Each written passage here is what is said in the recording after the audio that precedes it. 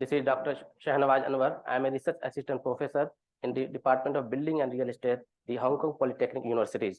I am going to present a research topic, development and evaluation of a low-cost, passive, wearable exoskeleton system for improving safety and health performance of construction worker.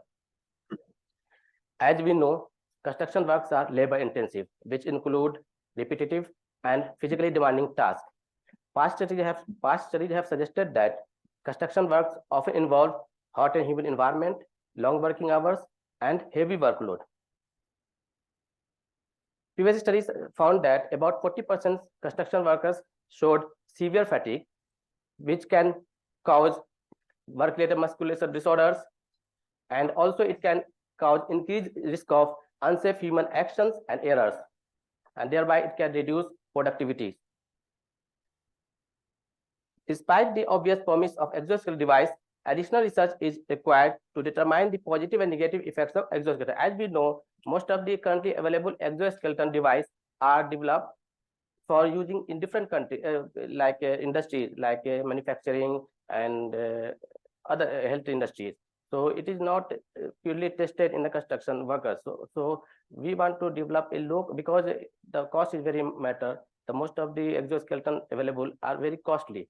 So before using that, we want to develop a low-cost device, so we can see what are the effect, advantage or disadvantage of that in using construction works. In research methodology, the main part is the design considerations. These are the robotic manipulators and wearable exoskeleton which is available.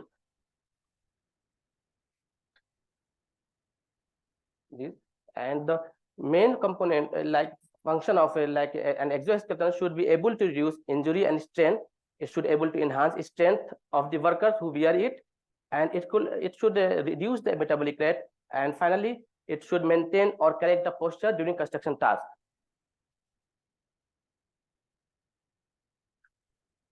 These are the structure of our passive wearable exoskeleton, which includes shoulder straps, chest straps, and waist straps and thigh straps to support the various body parts. And we also have some springs which store the elastic energy during flexion and release energy during extension. We also have some pulleys which help to wire to move easier, and we also use adjustable steel wire which connects shoulder, chest, spring, and thigh body parts by hook. The main purpose of these device is to assist the back muscles in material manual handling tasks and static holding position during construction work. These are the 3D model of our design. So especially these plate, pulley, spring, and cable, and all these contribute in the mechanical function of the device. So for assembly of the metal, because we usually most of the parts we just assemble. So first we connected elastic belt with the plate using twine method, and we also connect pulleys and plate using screw and nuts. Then we connect the hook and spring using cable, and finally we connect the hook and a plate using screw and nuts. These are the materials used to build the physical model. All these materials are readily available in the market. So this design, basically we use a randomized crossover research design, and there are 10 students, university students, healthy students participated in the experiment. It was the laboratory-based experiment. The lifting posture, that is stoop and squat, and that with and without passive exercise. These two are the independent variables, and EMG activities of lumbar and thoracic erector spinae muscle, and joint kinematics, including neck, low back, hip, and knee, and physical fatigue indicators such as heart rate, skin temperature, and rating of fatigue scale are considered for the dependent variables. We use data light explorer along with EMG sensor electrogoniometer to monitor to obtain EMG activities and joint kinematics respectively. Also, we use Empatica E4 wristwatch to capture heart rate and skin temperature, and we use rating of fatigue scale to assess subjective fatigue scale score. We ask participants to perform two tasks, lowering and lifting tasks using like a wooden box which had a load of 15 kg, using stoop and squat posture with exoskeleton and without exoskeleton. We use SPSS window version 27 for the analysis purpose. Sapro-Wilk test was used for the normality of the data. A two-factor mixed mode repeated measure analysis of variance was used to compare the changes in EMG activities and other dependent variables between squat and stoop posture and between with and without systems. We also use repeated measure ANOVA to compare the number of lifting tasks and level of fatigue during that task. We use Bonferroni adjustment for the post-hoc comparison, and statistical significance was considered at P 0.05. The descriptive statistics suggest that all the outcomes were reduced when person wearing the exoskeleton device, especially thoracic erector spinae muscle, lumbar spinae muscles, neck motion, and low back motion, heart rate, and fatigue all were decreased.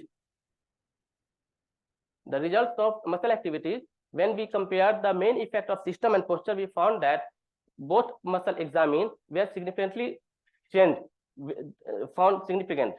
However, there was significant interaction noted for lumbar erector spinae muscle, but there was no interaction effect noted for thoracic muscle.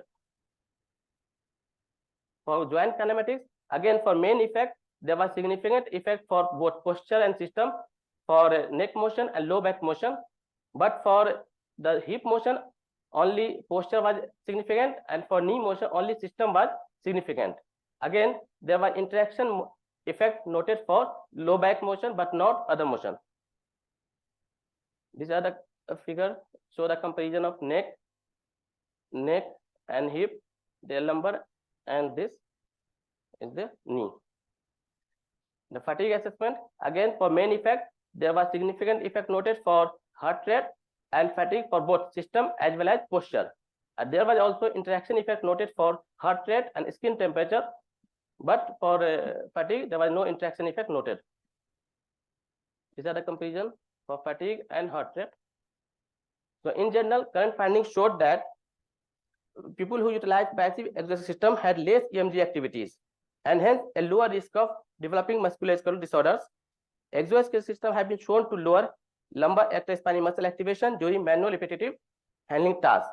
Like current findings, Bosch et al. Found that participants using exoskeleton system saw about 35 to 38% decrease in muscle voluntary contraction during a simulated assembling work. These results provide support the hypothesis that passive exoskeleton system may help reduce the risk of MSDs among construction workers. Like current findings, previous studies suggest that donning a passive back support system modifies joint kinematics.